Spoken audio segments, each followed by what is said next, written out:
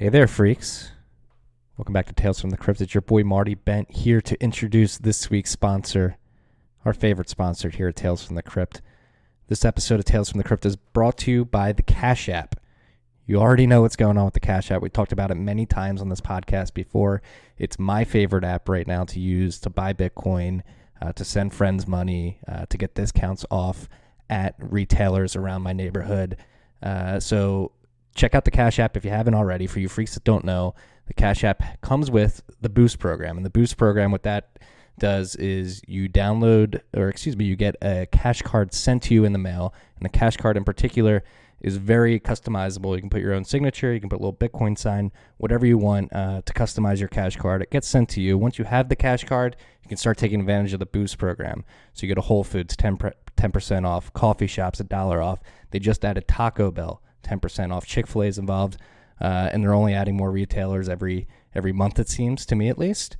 So definitely check out the Cash App. They have this feature with ACH specifically where you can pull money from your bank account to the Cash App pretty seamlessly and send it back to your bank account seamlessly as well. So the direct ACH deposit with Cash App is a huge feature, especially if you're looking to buy Bitcoin on the quick. You can send money from your bank account to the Cash App and quickly buy Bitcoin and then send that Bitcoin from the Cash App to a personal wallet, potentially a Wasabi wallet, make sure that you're cleaning your Bitcoin after you're sending them from an exchange. So definitely check out the Cash App. Go to the App Store or Google Marketplace today. Download the Cash App now. We're not using the other apps anymore. Don't even remember their names. It feels like my life has been completely changed since the Cash App entered it. For you freaks, they're here for the interview with the Hodl Hodl guys, Max Keidun and Roman Snitko. Had an incredible conversation with them. Please bear with the audio. We recorded this via YouTube Live, so I was using my AirPods to record this, so that's the quality of the audio that we're getting for this episode. But the content of the episode is very high quality. Highly recommend you guys stick through it, even though the audio may not be up to par to what it usually is. Hope you freaks enjoy.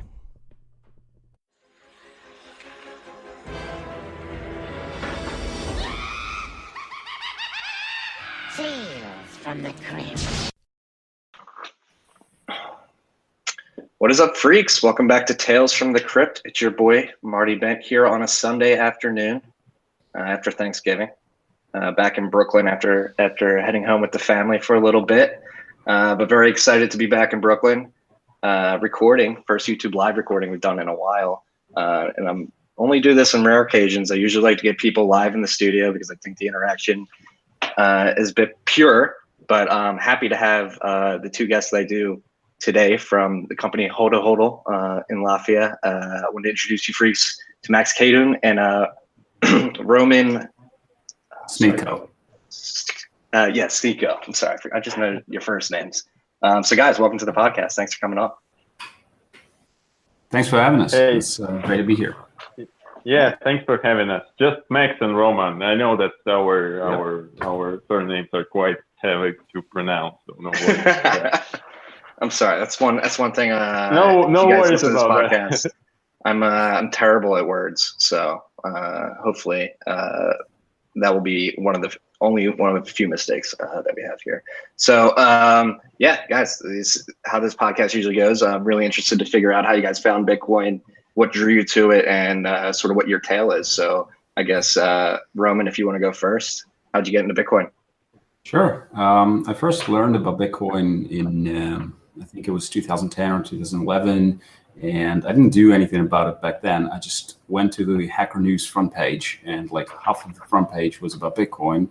And one of the articles was about how Gavin Andresen went to the CIA to talk about Bitcoin. And I thought, oh, whoa, that must be interesting. And then I completely forgot about that for a couple of years. And then in 2012, a friend of mine reminded me that there's such a thing as Bitcoin. And by that time, I already read a couple of books on economics, on Austrian economics specifically. So Bitcoin was very interesting in that respect for me. So I looked into it, and I didn't have any money back then, so I couldn't really buy a lot of Bitcoins. And so I started suggesting other people take a look at it, but nobody listened. And eventually I had to buy it myself and learn about it more and started developing projects. So this is the short version of how I got into Bitcoin, and I've been working on Bitcoin related projects since then. Hell yeah. What were you doing before Bitcoin? Just software engineering and web development. I think Max can take this story from there, because this is how we actually met, because we started working in the same company together. Oh, really? Yeah. So I got into Bitcoin in 2013. I have I have twists in my story. So I'm 10 years I was working as a private banker. So I'm from the dark side, and I was working for 10 years as a private banker. And in 2013, one of my clients introduced me to Bitcoin. He was we were sitting in the meeting. He was saying, there will be no need for you bankers in 10 years because you see there's a Bitcoin. And I was looking at this guy, was thinking what's the heck? He's crazy one. Why we should use that? Why we should use Bitcoin, some kind of weird money? And then in 2015, I think, but I started researching this topic because I was quite fascinated always about the IT and the finance and the fintech, basically. So in 2015, I left the bank and I met Roman. Actually, the same client that introduced me to Bitcoin, he invited me to join his project. Mm-hmm. Roman was working there as CTO, and that's how we met. And in 2016, we started working on Hodl Hodl. So basically, that's since 2013, I'm in Bitcoin. Mm-hmm. And are you guys, so ideologically, how did you come to Bitcoin? Are you believers in Austrian economics and more privacy freaks, or? Yeah, to be honest, I was when you're working for 10 years in banks, you see how the system works from the inside. And at some point, I really understood that there's no need for a middleman. Why there should be a person who is telling you what to do with your money? Why all the transferring process, wealth transferring process, or just payment process should be so difficult?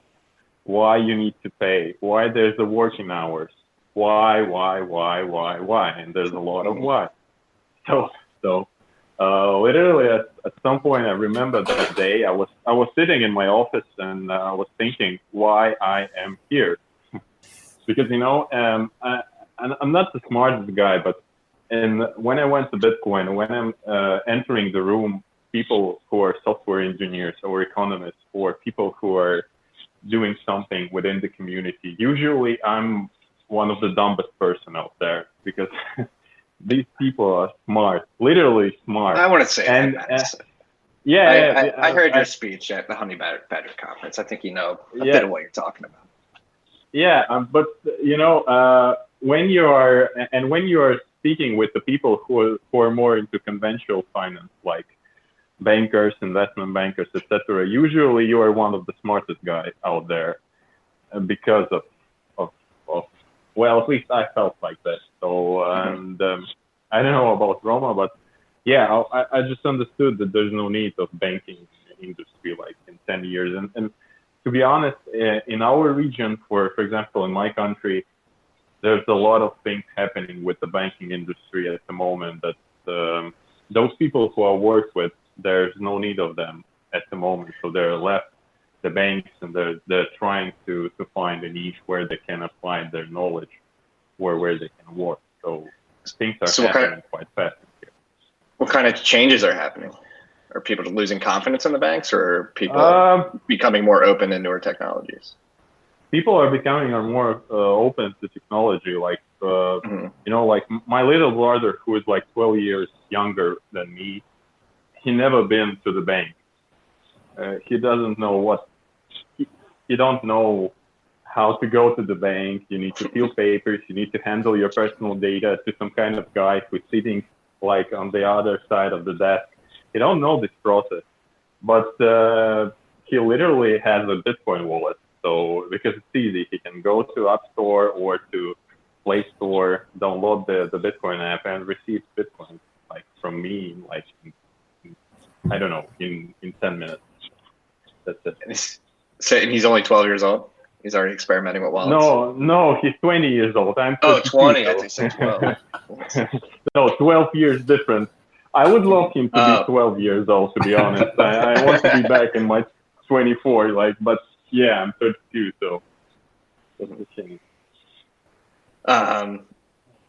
No, so I guess you guys met while working at this company together. So did Hodl Hodl start out as a side project for you? Were you guys building this while you're working at the company, or did you guys have hey, we need to go build this now, we gotta leave? No, we actually left the company. I don't want to go into details. We worked for mycelium, and at a certain point, we decided that it's no longer possible for us to stay with the company. And we just went on and started working on Hodl Hodl the same day we left the company. So there was no interference, but at the same time, we were so excited about Hodl Hodl and just going forward. And it wasn't an easy process. Like, it took us, essentially 2 years before we were able to launch the production version. What were you guys doing in that 2 years? What were you finding out? Just building the surf. I mean, it was just me and Max. We didn't have any money to hire the team.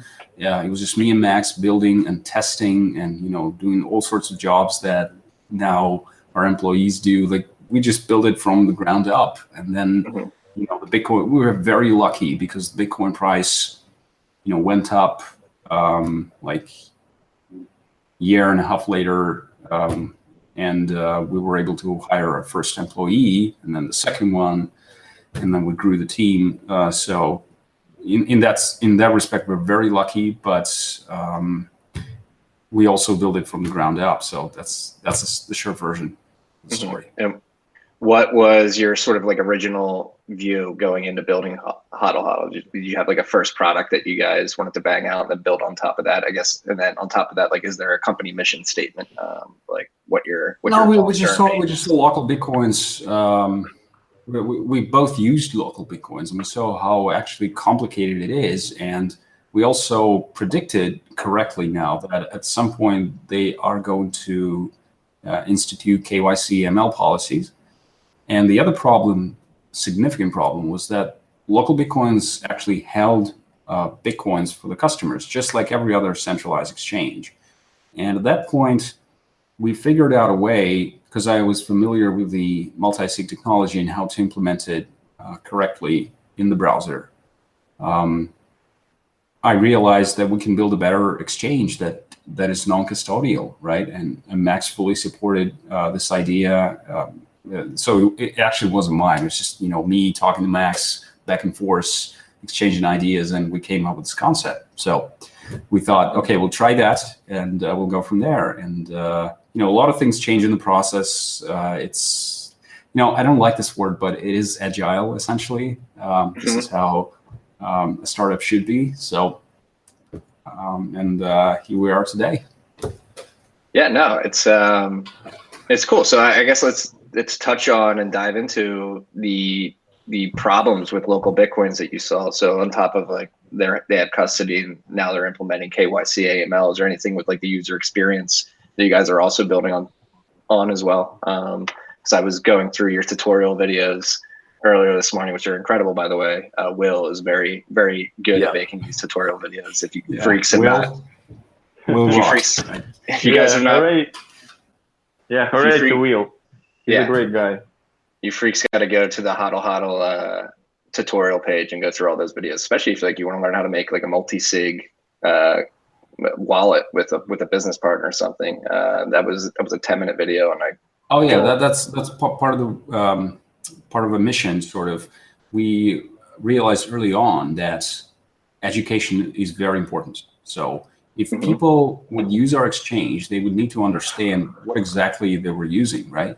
And some of the videos that are on our website, some of the tutorials and screencasts, they're actually not related to Hodl Hodl at all. They just explain how to use a wallet, how to use a multi-sig wallet, specifically Electrum. So, and there are some others as well. So even if you own user exchange, go ahead and check the screencast because you're going to learn something new. Yeah, no, and it's actually very happy you brought that up. It's like, I mean, that's the mission that I like to see myself on too, is I saw that pain point of education, people sort of misunderstanding this technology and how it relates. And while not be educating people from a technical perspective like you guys are, I like to think that trying to get people attuned to the philosophy and the underlying ethos of why Bitcoin exists. So you can educate from different angles. And yeah, so I think what you guys are doing with the tutorial videos is awesome. But like, and the beyond other that, thing I wanted to mention that there's also a testnet version, which is also for educational purposes. So a lot of people are, and me and Max, we used local Bitcoins. And when I used local Bitcoins for the first time, I almost lost my money there because I was stupid. I released. What happened? I released Bitcoins from escrow before receiving the fiat currency, right? And I didn't even know what I was doing, right? And this is why we thought it was important to have a really working test net where people can just sign up, try it out for themselves, for like try being both sides of the equation, a seller and a buyer, and see it works, and then they can start and trade for real. So that's part of the education. Yeah, and again, I spent like an hour and a half, 2 hours this morning going through the tutorials, and I feel like I would be comfortable using Hodl Hodl Exchange. Unfortunately, I'm not able to since I'm in Brooklyn right now. But we'll get to that later. We should talk about it an hour later. Okay. We'll talk about it later. We'll get into it later. I want to talk about specifically the user experience that you guys have on your exchange, because it is a process. But I think you guys are creating a great UX around the product. So from a buyer's perspective, what you can do, I guess that would be a good place to start. How you would sort of incite and begin engaging with this sort of OTC exchange, or PTP exchange, excuse me. Yeah, well, actually, you mentioned already like a couple of things like security and non KYC AML, and Rome already mentioned about testnet, which is, again, I believe it's quite important, because I was trying to research, are there any other exchanges having a testnet? So basically, you can go to the testnet version of exchange. You can try and trade with Bitcoins, with testnet Bitcoins, and then you can reproduce same steps on the mainnet version. And there's actually, I don't think there's much of testnet versions of other exchanges. Educational videos, yes, of course, and UI and UX.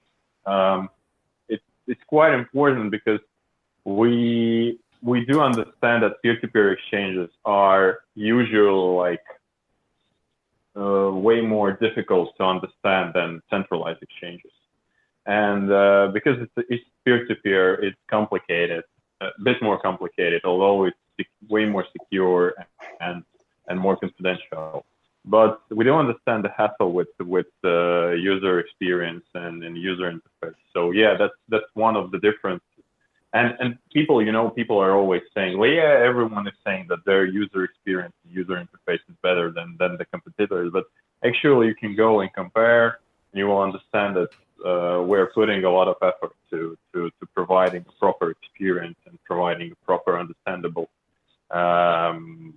interface that people can actually easily buy their first like fraction of Bitcoin, or with current prices, even maybe one Bitcoin very soon. Maybe one Bitcoin. Who knows? Maybe in 2 weeks, like 2 Bitcoins even.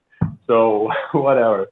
But yeah, I think it's for a platform that is offering something to buy or to sell, it's quite important to provide a proper tools and understanding how you can do that easily. Yeah, so I think let's jump into like the marketplace. So like to engage in this P2P exchange, basically you have to find somebody who's willing to trade at the same time that you are at this exchange the same amount of Bitcoin at the same time, and then use the same type of money transfer to facilitate the exchange. So they have the option of doing it. There's actually 2 options. So So we have a public offer list, And the which private is as well, yeah. more, and we have also the private one. Yeah. So the public offer list is the same, I think, technique that you use in any other peer-to-peer exchange. So you go, you sign up, which is like 1 minute.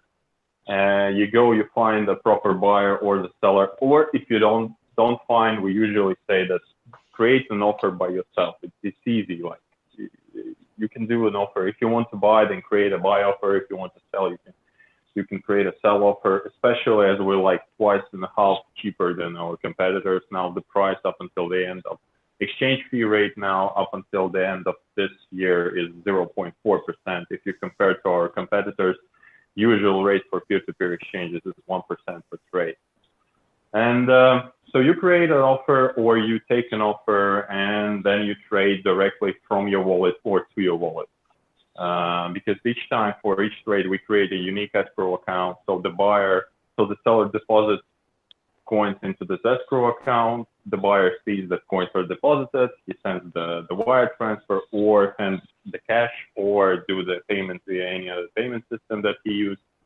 And upon receival of fiat, the seller just signs the release transaction, and then you go. The coins are in your wallet, directly in your wallet. So you don't need to deposit anything within Hodl Hodl. We don't hold any money. Also, the interesting part is that you can use how you want to trade with. We have two types of multi-sig contracts, 2 out of 2, which is 2 signatures, one to Hodl Hodl and one to the seller, and release transaction is signed by the seller and by Hodl Hodl. And there's also a new type of multi-sig that we introduce, multi-sig system that we introduced like a month ago, which is 2 out of 3. So it's similar to BISC. Yeah. Basically, each part of the trade has their own key. So in case of a dispute, we can move money either to seller or either to the buyer. And the another option is the private offer, which we have created this specifically for large OTC traders because they requested the extra layer of confidentiality. And so you can create an offer, but you can like tick that it's a private offer. So the offer will be accessible only via direct link. It won't be, you won't see it in the public offer list. So you can, if you have a counterparty already, buyer or the seller, you can just send the link to him and you will trade privately within the Hodl Hodl using Hodl Hodl as an escrow. And with the private thing, it could be something like, hey, I'm going to send you this offer just so you can transact over Venmo or cash or anything. And people basically won't know what's going on. Yeah, people are using this. We actually already saw some significant volume on OTC trades because a lot of OTC traders, they also understand the security risks when they hold coins within any centralized entity, like large OTC desks. They don't want to deposit like 500 coins into any other like wallet that they cannot control, or that is controlled centralized in a centralized manner, because it's basically the similar that you will hold like 500 coins on any other centralized exchange. Eventually, there's a risk that this could be like compromised and hacked. Mm-hmm. Yes, and in one of Will's awesome tutorials, he's explaining that you guys implemented the 2 of 3 multi-sig because of customer demand for it, right? So you guys are obviously listening to customer feedback and just interested to see how that process is. They're just having people complain on Twitter. No. Actually, the same OTC traders that requested private offers, they also told us that, well, we trade a large volume, and the buyer, he wants to have some kind of control over the flow of coins. So could you please implement 2 out of 3? We spoke with them, and we actually created that because they insisted. So yeah, we usually speak with our customers, and we have a Telegram group. People are writing in the Twitters, like they're saying, they're like suggesting some improvements. So yeah, we listen to them because it's quite important. You know, we don't have such big volumes like local Bitcoin have, but we do have, I think, quite good support team, and people are like embracing this and saying that, well, it's good that you have proper support. So at least we can like create a loyal customer base using our proper support and our approach. So yeah, we are listening to our customers, of course. No, this is actually something I was talking with Jeremy Welch from Casa last week about, is like the power of Telegram for companies building products to get quick user feedback. UX data is actually pretty astonishing. Like we've all known that like Slack and Telegram groups have been big for like trading and altcoin enthusiasts, but specifically with products like Hodl Hodl and Casa, being able to get that user feedback right away must be incredible for you guys. I mean, it's kind of an off topic, but I still don't understand why Telegram isn't widely used in, let's say, America or Europe, because it was actually the founder of Kontakte, which is like a Russian social network, a Facebook clone. He invented this Telegram, and it's it's very well known in Russia, very well known in South America and Asia, but for some reason not in America. But I think it is literally the best messenger out there. I've read a lot about the design of the infrastructure that Telegram has, and the cryptography and everything. I mean, there are a couple of questions here and there, but really the interface and the approach, it's the best. So guys, use Telegram. It's not associated in any way with it, but it's the best. No, and it's been an incredible line of communication for a lot of Bitcoiners, and like I said, the company is looking for feedback, and you just send somebody a link. Like Casa, I have the Casa node, and I'm in their Telegram, working with that team directly to help with my Casa node, and it's something that I haven't seen before. And I think it's like we talk a lot about how Bitcoin's going to drive innovations in a lot of places, like energy efficiency and stuff like that, but seeing it drive like innovation at a product like UX level is cool too. So I guess let's get on to the new products you guys are rolling out. Very excited to talk about those. What should we talk about first? Let's talk about the products, and then we'll talk about the US later. So you guys have the OTC desk, which we briefly touched on before, and then Bitcoin futures and a prediction market. It's launching next year, which is very exciting. About prediction markets, Roman, and as for OTC, we have OTC desk. We have our brokerage arm, so we're already working on that and already like helping some trades to happen, because again, we have like, I think the only one non-custodial OTC desk out there at the moment. So but I'm also quite excited about the prediction markets that Roma is building with the team. So I think you should touch upon that as well. Right. Initially it was called Bitcoin futures, but we realized it's not exactly the correct term in that case. So we settled on Bitcoin peer-to-peer prediction contracts, and you can call it a prediction market if you want. And the point is that you can bet Bitcoin on pretty much anything that's legal to bet on, right? So, for example, you think that the price of Bitcoin is going to be above $5,000 by the end of the year. And so you create an offer and say, I'm willing to bet one Bitcoin that the price is going to be above 5,000. Okay, somebody else goes to the website, sees this offer, and creates a contract based on this offer. And both parties, in the simplest case possible, it's a one-to-one bet, right? So they both lock one Bitcoin in escrow, and the winner gets 2 Bitcoins and the loser loses his Bitcoin. That's kind of the point. And of course, it doesn't have to be the price of Bitcoin, but anything that can be easily verified, right? Mm-hmm. And what we're going to do, we're going to moderate offers. So if there's some kind of ambiguity, or if there's something illegal, we're not going to allow that.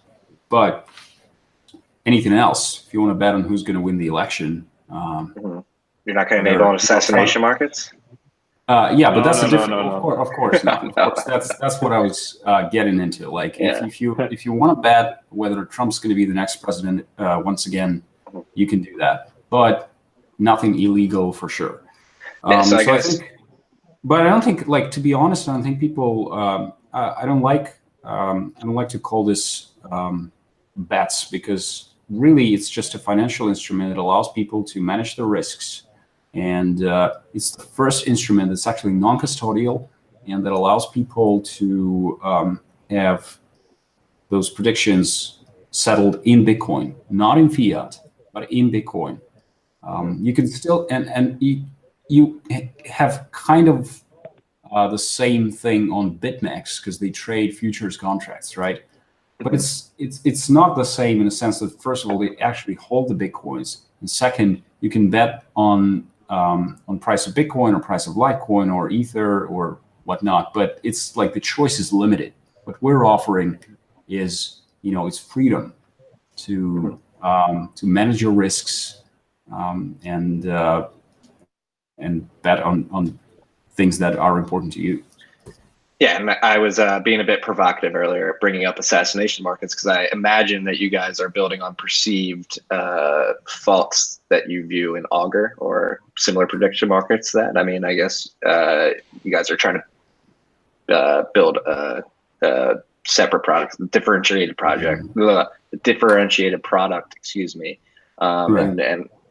So I'm just curious to get your thoughts on if you see any flaws in a system similar to Augur and what they're doing and what may they be. The difference with Augur, I think, first of all, they're based on Ethereum, right? As far as I understand. So that's one thing we don't want to touch. We work exclusively with Bitcoin and maybe Litecoin, because it's very similar in terms of technology and code base. But the other thing that Augur does differently, they sort of try to solve the Oracle problem in a decentralized manner. What we're trying to do, so the workflow is going to be pretty simple and straightforward. Let's say you make this bet that the Bitcoin price is going to be above 5,000 by the end of the year. So January 1st comes, and you look at the price. Both parties look at the price, and either they both agree that there's a winner and there's a loser, and they sign the release transaction, right? Or one party disagrees for some reason. Maybe they just don't want to give that Bitcoin, but it's already locked in escrow, so it's not coming back to the loser. So in that case, Hodl Hodl steps in and checks the condition, and that we can sign the transaction to the winning party. That's in case of a 2 out of 3 contract. In case of 2 out of 2 contract, which I predict is going to be less popular with these kinds of contracts, prediction contracts. But if we have a 2 out of 2 contract, then the winner still gets his 1 Bitcoin, and the loser, he loses his 1 Bitcoin, but it's going to be locked in escrow forever. So he has a lot more to lose by not releasing this Bitcoin in favor of the winner. So that's the basic workflow.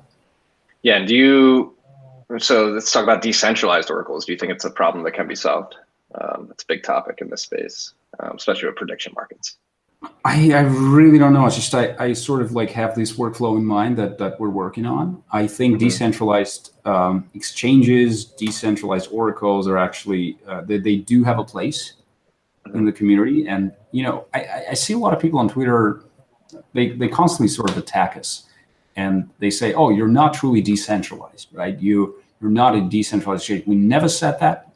We are a peer-to-peer exchange. We are non-custodial. So in a sense, we're kind of decentralized in that we don't actually hold the Bitcoins, but we're still centralized because we have a central server, and we will look at the disputes that spring up on our exchange. So I just want people to understand that there's a place in the market for different kinds of exchanges, and BISC is a very interesting project.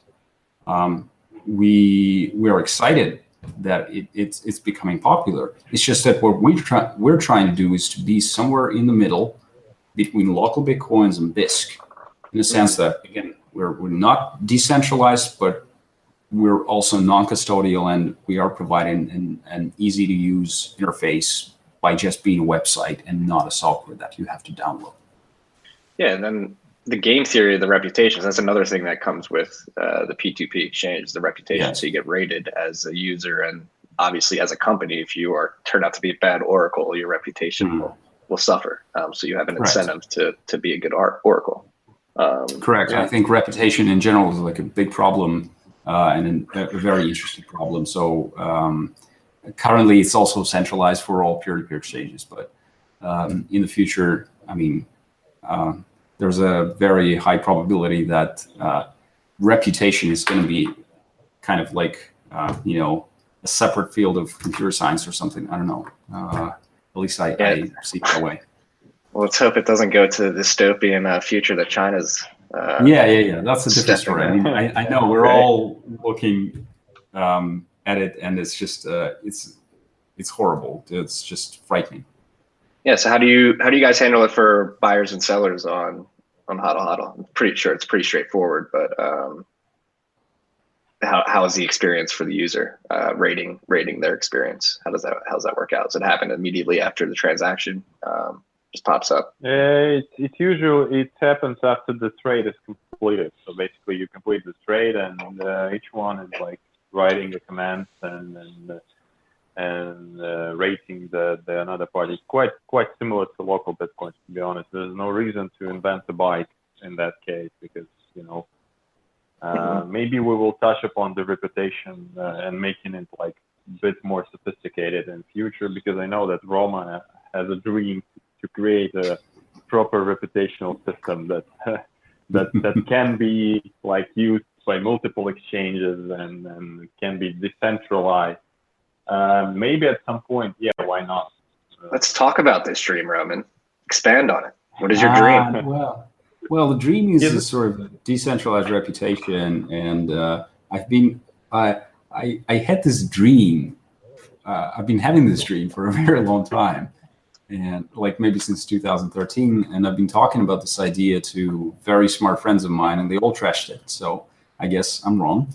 But the point is, I do think reputation is a very important part of the economy. Like, a lot of problems might be solved if we had a better reputational system that is not centralized, that cannot be cheated.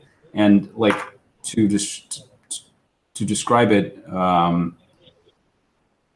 concisely, I mean, I think you like imagine a graph, right? And you might not know the person that you need to know. Like, let's say you want to have business with a person. You don't know him, but a friend of a friend of a friend knows him, and he says this person's good, right? So here comes the graph database through which you make this connection, and you can calculate the reputational relative to you, the reputation of that person relative to you, and then figure out whether you want to have business with that person or not. And like even if it's some scammer that creates multiple accounts, that's that bump up his reputation on the system, it still wouldn't matter, because all of those bots, they wouldn't be connected to you, so it wouldn't affect this person's rating relative to you. So that's like the short version of the idea. But there's never time. Currently focusing on Hodl Hodl, and hopefully someone much smarter than I am eventually creates something like that. Well, I do too. But how do you envision that changing the world and changing the economy? Do you just think it will create certain efficiencies that we have not untapped up to this point? Yeah, for sure. I mean, just you go to a foreign country and you don't even know, like you let's say you rent a car and then something happens to your tire, you get a flat tire, you need to find a good mechanic or something. It's just like these sorts of problems, or whether you want to eat at that place, whether you want to go to see that doctor. I mean, these problems are solved to an extent, but there's definitely a lot of room for improvement. And like even if you look at Amazon, there are lots of fake reviews. It's a problem that Amazon cannot solve. Like if you want to buy a book, and I've seen books that get like 5-star reviews, and there's like 50 people reviewing this book 5 stars, but it's actually trash, and they cannot solve it. And I think a graph system that is decentralized can actually tackle that problem. So yeah, that's the point. Yeah, but actually, I wanted to touch upon the reputation on Hodl Hodl. We at some point we understood that we're quite young and we have a new platform, and a lot of other peer-to-peer exchanges, they have well-established profiles or reputation for traders that are willing to use Hodl Hodl as well. So we have created this thing that is called peer-to-peer profile.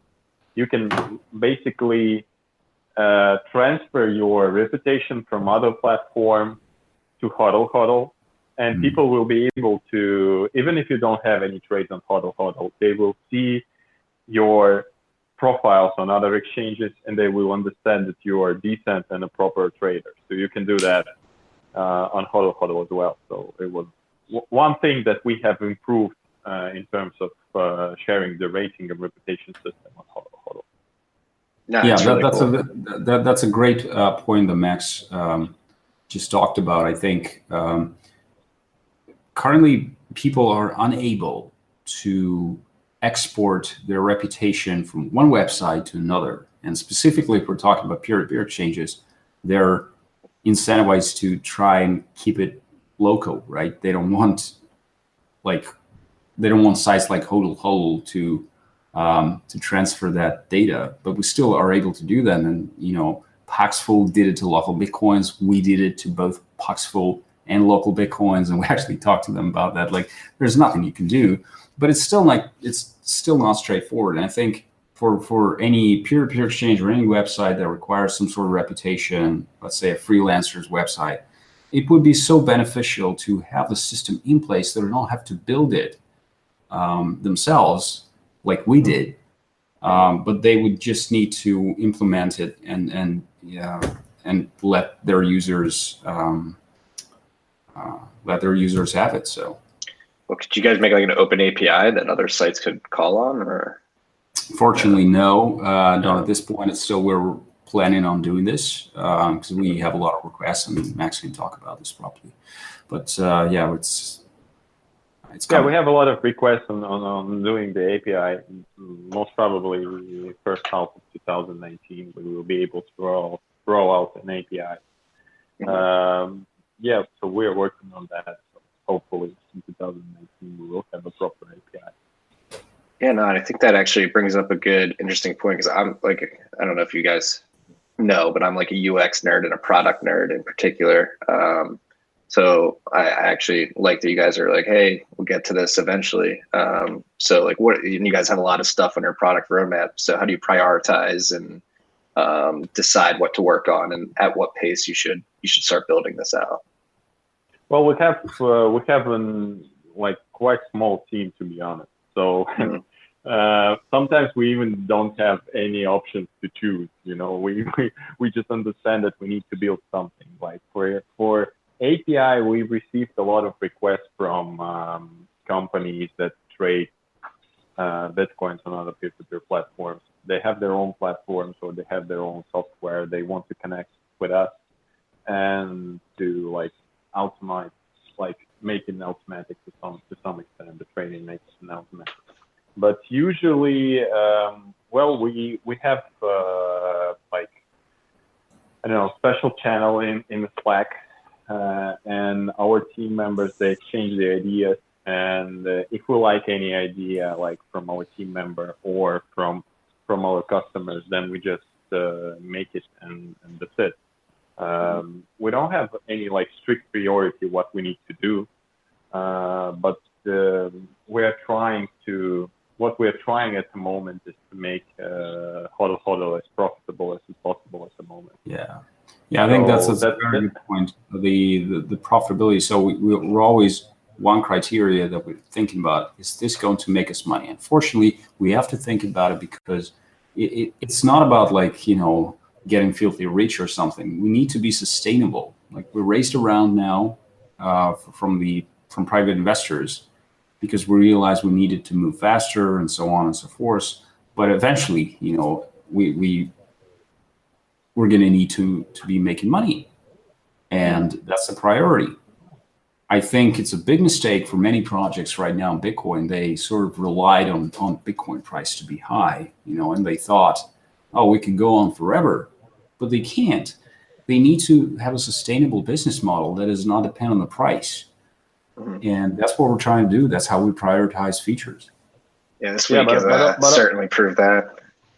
Yeah, but also we always looking at the ethical side of the making money, as we say, because we've had like a lot of offers to make an ICO with Hodl Hodl, or to promote ICO during our conference during Honey Badger. So we refused on them because it's and we see now actually that in Bitcoin and crypto community, two main things that usually pays out is long-term strategy and reputation. If you don't have that in place, you will most probably fail. So that's the core values at the moment. Yeah, I completely agree. So what are you guys thinking that which areas of your business do you think are going to be most likely to drive profits for you guys as you expand the offerings? So I think that we have four main areas, or even 5 areas that we're working on. One is not connected with the exchange. So first of all, it's the retail part, which is peer-to-peer trades, which is like public offer list. Another one is OTC.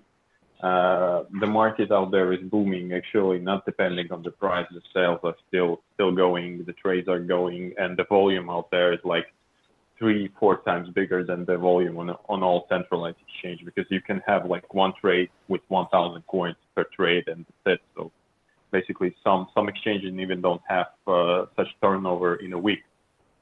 So the third thing is future or prediction markets, as Roma said, because we already been like approached by some people who are working in that field. They're quite interested because of, again, it's peer-to-peer.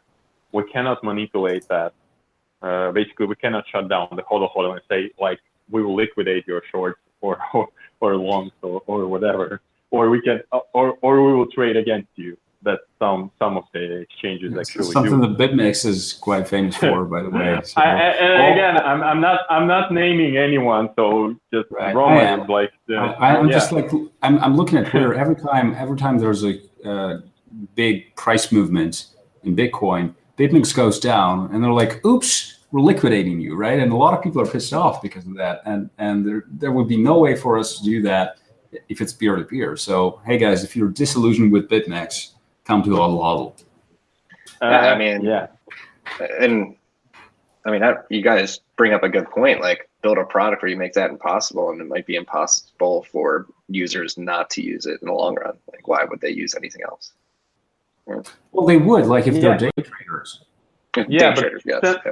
Still centralized exchange are suitable for day traders. You have a fast order execution automated, so you won't be able to reach that speed on the peer-to-peer exchange. At least at the moment, you won't be able. You need to sustain a proper liquidity list. Like you need, sometimes you will have to fill the orders by yourself, and at some point that can be like you won't have the balance of selling and buying or something like that.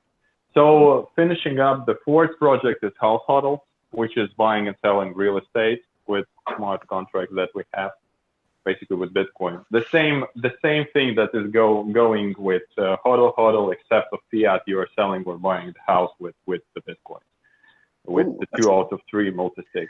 Yeah, we have that as well. We actually, our seed funding, part of that will go to developing Hodl Hodl as well. So let's talk about House Hodl. Yeah, it's. Can we talk about House Hodl before we die? Yeah. So basically, it's a platform for buying or selling real estate with Bitcoin. You will be able to list your property on that platform. You will be able to remotely sign the papers on this platform, and you will be able to use our escrow for buying and selling real estate. So basically, we are just removing the banks from the equation. So the same escrow that you use in the bank, but it will be the crypto escrow. But we're going to launch it in 2019 because we do understand that with the current bear market conditions, nobody is actually willing to spend money or Bitcoins on buying the house. It was actually quite interesting that we've been approached with some people during the bull market last year when the price was like above 10,000. People were saying like, hey, with your like functionality, we can buy something like valuable. But now, you know, in this bear market condition, I think prediction markets are way more profitable, and there's a huge potential for that because people will always bet on the price movement or on certain like things that events that are happening. So yeah, that's quickly about Hodl Hodl.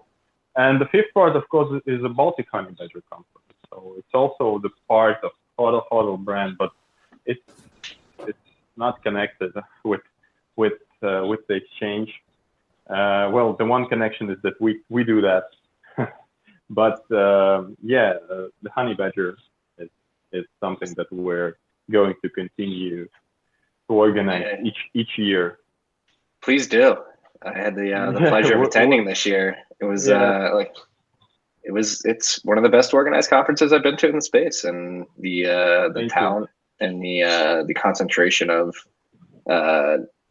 people dedicated to Bitcoin in particular, not shit coins or ICOs, was something I haven't seen at a conference in the industry ever up to this point. And then being able to travel to Riga. Riga is a beautiful city. It was a very fun experience. Thank you. And that's also a returning to having a long-term plan and a reputation. You know, first year we barely made it like break even, so we didn't earn anything on doing this conference. Although there was like a lot of offers from ICO shelves that, hey, we can pay you, you can like show our ICO on your conference. We refused everything, and this year actually we even made some profits with the conference. Nice. So yeah. What's that experience like, putting together the conference? I can imagine it's hectic. It's crazy. I'm like 2 months before and 1 month after that, I'm like just in it's I don't know how to it's something like I don't know how to describe this condition that I am into that, because most of the field work I do, Roma is helping me as well, but he's like too far away from Riga. I'm here, and I think like 2 weeks ago I feel like relief. I just understood that everything had finished and the conference was good and all. It's like 2 weeks ago, and the conference ended like in the end of September. So you can imagine that you still have like stress for 1.5 months after the conference. But it's always funny, and people are saying that it's actually a good conference. We're doing good things, and I still don't believe them, but you know, you better believe them. No, it was they're honest. There was like a palpable, I don't know how to describe the feeling, but like the vibes were very high. People were very engaged, and a lot of my favorite parts of the conference over the weekend were during the coffee breaks outside, meeting people you've only ever conversed with online for the first time. And there was a lot of people talking seriously about like Bitcoin attack vectors and security concerns, and every conversation was in depth and enthralling. To me, I had a friend of mine visiting the conference, and he said to me that so we both attended San Jose 2013 Bitcoin conference, and there was a great vibe there. And he said it's the same vibe because he actually, for the first time at a Bitcoin conference, he saw the same people who attended the conference in 2013, and then for me specifically, the after party really reminded me of the San Jose 2013 conference, because it was so packed. Like, you turn and you meet another person, and it was so awesome. That's what I loved about it, because there was no. It was easy to meet people, great food, great beer, and outside it's just beautiful. So. Yeah, I remember sitting in a circle and Eric Voskuil was holding court, like talking for 4 hours about his views, and it was like, whoa, he's like a intense, fire hose. He's really intense. He's one of the most interesting dudes in the space to me. I love his views. That's true. I agree with that completely. Yeah. His GitHub pages related to like Bitcoin economics. It's just one of the best. Yeah, it really is. Readings out there for sure. You freaks should check that out. The LibBitcoin wiki, right? Yeah. Definitely check this out. Eric Voskuil, LibBitcoin. Just go read. It's an amazing read for sure. Yeah. You'll learn a lot. Yeah. Thank you guys for throwing the conference. It was an incredible experience. I was jet lagged for like 4 days. I never got adjusted to the time zone, but needless to say, the vibes at the conference kept me up. Yep. Next year it's going to be better. Okay. Trust me. Yeah. We already have a list of potential speakers, so most probably somewhere in the beginning of March we'll announce a new honeymoon. Hell yeah. I guess let's jump into another topic, which many people here in the States might not actually know, because I was fact checking this before we hopped on. I asked my co-host for Rabbit Hole Recap, Matt Odell, who's usually very on top of all the latest happenings in the space. I thought I had seen a tweet from you guys saying that you had to block US customers. So I asked Matt, and he said, no way. And it turns out pre-interview, you guys said, yeah, that happened this week. So you guys have had to shut off access to Hodl Hodl from US users. Sorry for me. That's unfortunate for me. Anybody else here in the States, but I guess you guys could jump into the reasons for doing that and why you had to do that. Yeah, I think Roma can explain that, because he was the mastermind behind this. That is true. I was so actually all the trades that happened in the U.S. On our exchange, they were from licensed traders. Right, so they were licensed in the states that we're trading in, so it was all completely legal. But we didn't allow any unlicensed trades at all in the U.S. But even then, we decided to pull the plug and restrict U.S. Citizens and residents from trading on our exchange. And the reason is quite simple: the regulatory burden. It's too much. The truth is, we need to protect our exchange. We need to protect our employees and our business. And the truth is that if any of the agencies in the U.S. decides they don't like Hodl Hodl because we work with American customers, that's going to be a huge problem for us. So at least we're going to have a lot of expenses in terms of like lawyers and litigation and all that, which we don't want to have at all. We definitely do not do anything illegal, but it's just the burden. We know how is it in the United States. They try to prosecute people all over the world, regardless of their nationality and their location and anything. And it's just something that you have to deal with. And that was our decision. A lot of exchanges in the space, they actually do that. BitMax, to name the biggest one. And then you also have Bitfinex, and there are local exchanges like the one in Thailand. I think they're called Bitcoin NTH or something, or BX NTH. Anyway, they all block U.S. customers regardless of their location, and I think that says a lot about the situation I mean, unfortunately, I mean, I think the U.S. market is sort of saturated with exchanges that are licensed already. So U.S. customers have a lot of choice in terms of purchasing Bitcoin and trading Bitcoin. And if we talk about like market share, even if there was no regulatory burden at all, we would still not be interested in the U.S. market. You know, it's not a big peer-to-peer market. The most activity in peer-to-peer markets happen in Eastern Europe, in Asia, in Latin America. So this is where we want to be. Yeah, no, that's what I was going to say. The burden is so much to put up with the U.S. regulations, and it's not even worth it for you guys because most of your volumes come from Russia and Latin America. You said correct?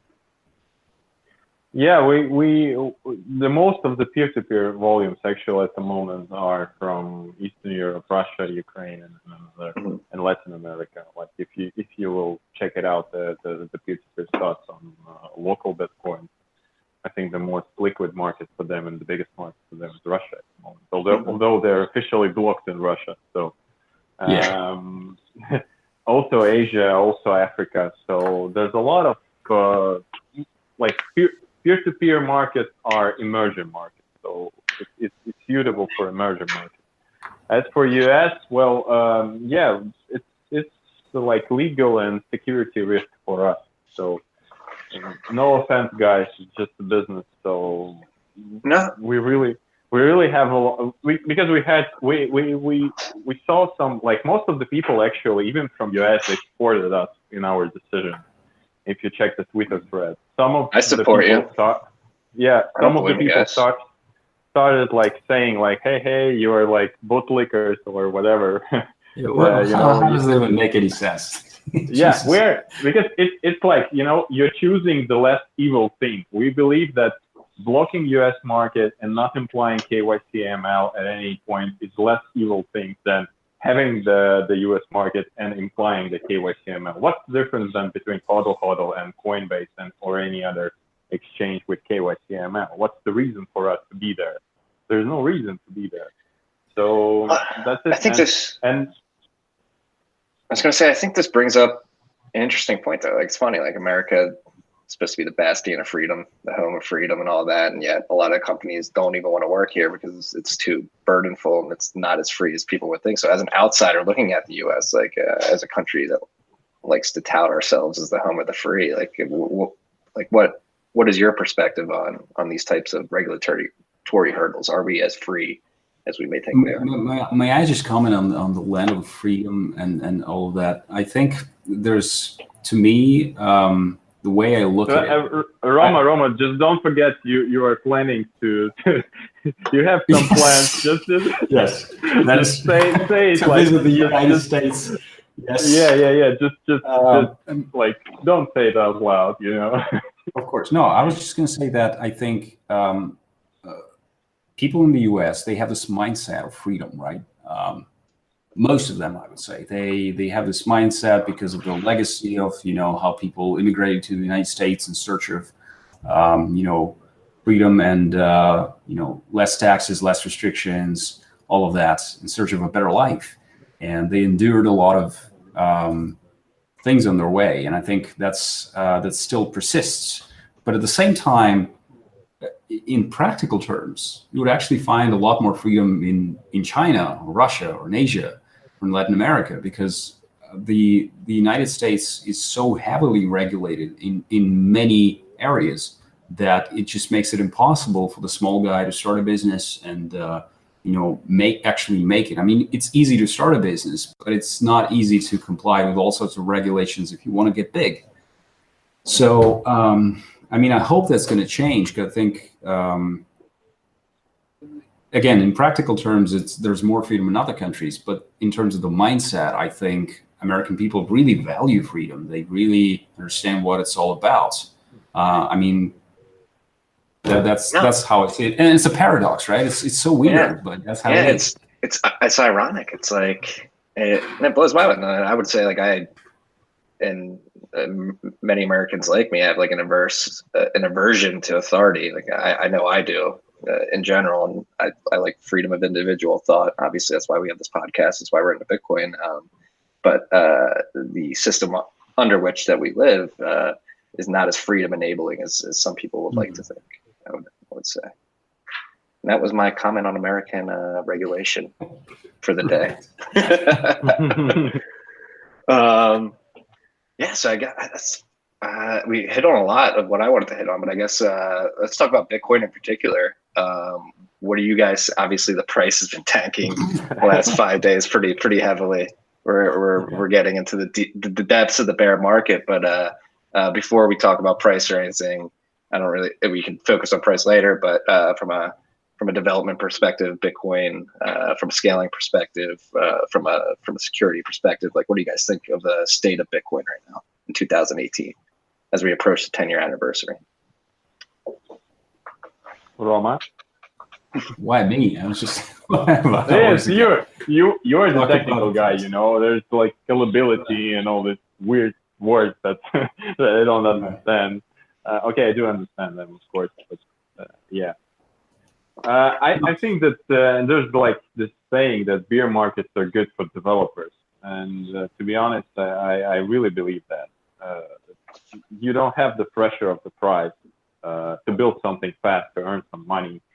So, and I think that overall this bear market is good because a lot of people that wasn't actually understanding the proper economics and all of the tech and all of the stuff, they were just speculating. They get to wipe out of the market.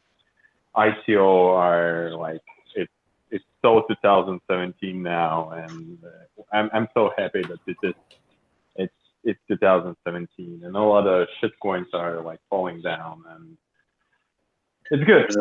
It's a great cleansing. I do believe that it's. Of course, everyone wants like Bitcoin, like that will cost like at least 20,000. But we will eventually be there at some point, and I think it's not so far future away from now. But in terms of tech development, I think that Lightning and other things that are happening at the moment is fascinating. And then I read an article I think few days ago that the processing power of Bitcoin is now 8 billion, which is almost the same as the MasterCard with 11 billion. So I think the market is growing, although some people are saying that, hey, the volumes of the trades are falling and all other stuff. But in general, I think the adoption is there, and we see that a lot of, even in this bear market condition, a lot of startups, proper startups are opening, and they get developed and good for infrastructure. I will say this. I think a bear market is definitely good for developers, although it's very uncomfortable. I will tell you from my own experience and from the experience that we had at Hodl Hodl when the price hit 20, and our company was self-funded. We were like, hey, we're going to do this and that, all those things. We don't care. and then when the price went back to 6 and now it's 3, you actually have to start thinking. You actually have to start thinking what is something the market wants? What is it prepared to pay for? And how do you survive? And I think it's very important because, when you have a lot of money, it makes you weak. It makes you lazy, complacent, and I think yes, and that's very, very dangerous. And I still consider us very lucky. We have wonderful investors who really understand our business and our project and what we're trying to achieve, and that really helps us. And the price, nobody knows what's going to happen. Maybe it's going to go to like $1,000 or $100. Who knows? That might happen. I'm not predicting that. But you have to just understand that you need to actually, if you want to make money, you need to build something that's really useful and something that the market wants. Look at the richest companies, Bitcoin companies out there. Who are they? They're Bitcoin exchanges, right? Or they're miners, because they actually build what people want. People want to trade. People want to bet. and people want to transact. This is what miners do. That's their business, right? You figure, or some other companies they build hardware wallets. This is also something that people want. They have continuous business, right? So if you're just holding, that's fine. But if you're thinking that you can become rich by just trading Bitcoin, I don't think that's going to happen. And I had a rant about this on YouTube. I'm not going to repeat that, but just don't trade Bitcoin. Go ahead and build something. Right. No, I'm very appreciative of what you guys are building at Hodl Hodl again, even though I can't use it. I think it is a very important product to be made. And like you guys said earlier, it is you're just creating optionality for users where you can go hardcore BISC or you can go local Bitcoins, but you guys are in the middle and experimenting with that use case. And to me, it seems like an incredible user experience that a lot of people would prefer compared to both extremes, where you get no KYC AML, but you have the luxury of having a third party to intermediate when need be. Yep. I have nothing to add to that. You're absolutely correct. Yeah. I guess that's all I have to ask you guys today. I guess the last question for each of you, do you have a parting note for the freaks out there?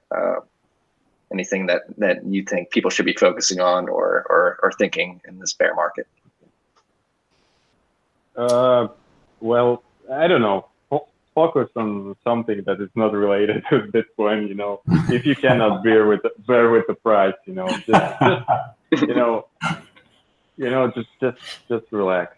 Spend some time with your family or with your friends, or just travel around, do something, read a proper book. Yeah, it was just it was just Thanksgiving here in the States, and I spent 4 days not thinking about Bitcoin. It was great. And if you are into for a long run, then just hodl and don't worry about that, because you need people are constantly saying you need to look at fundamentals, blah blah blah, but it's true. You need to look at fundamentals, whether you believe that this technology and the community behind this technology, which is awesome, will change the world, or whether you don't believe. If you don't believe, then just sell your coins to someone who believes, and that's it. Go out. I don't know, look for another opportunity. If you do believe, then hodl. Yeah, that's true. I'm just going to say that, you're in it for the technology, right? But you actually are. And you're also in it for the people you meet and, the friends you make along the way. It's so pathetic. It sounds pathetic, but it's actually true. I'm a lot more proud of the fact that I met so many amazing people than the fact that I managed to stay through 3 bear markets by now. And I lost a lot of money, but who cares? It's you actually learn that it's not about the money. The money, it's just that. It's just the means, right? And you just need to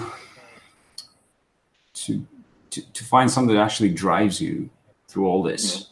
And Bitcoin just provides a lot of different opportunities. Meeting people, writing code, learning something. Do that. That's how you win. And to touch on that, I think the really important thing in this sort of crux of what you're getting at there is that Bitcoin provides this common mission that anybody and people from various different backgrounds can work towards, and that's something that's important for humans, is having a mission, having a common mission, having a bond, hey, we're building something, and Bitcoin provides that, which is incredible. Yeah, I think it's very true. You meet a Bitcoiner that it doesn't matter which country he's from, but you pretty much know that he's going to share the same values, the values that are important to you. It's amazing. You speak different languages, but he actually understands what you're about, and you understand what he's about. It's kind of cool. You don't have to explain a lot of things. You don't have to. They just know, right? And that's what we saw at the conference. So hopefully, that's a lesson that we'll learn from the bear markets. Yeah. Well, glad to be on the front lines of this bear market with you two. Yep. Appreciate what you guys are building. Appreciate you guys coming on and having this conversation with me. And then the conference, the Baltic Honey Badger Conference. Thank you for throwing that. Again, it was one of the best I've been to up to this point in my life, and it was a lot of fun. Highly recommend you freaks go if you can attend next year. Thanks. Yeah. Yep. Thanks a lot for having us, Marty. Thanks a lot. Thanks a lot. Appreciate it. That's all we got today, freaks. Peace and love. Cheers. Cheers. Bye-bye. Cheers.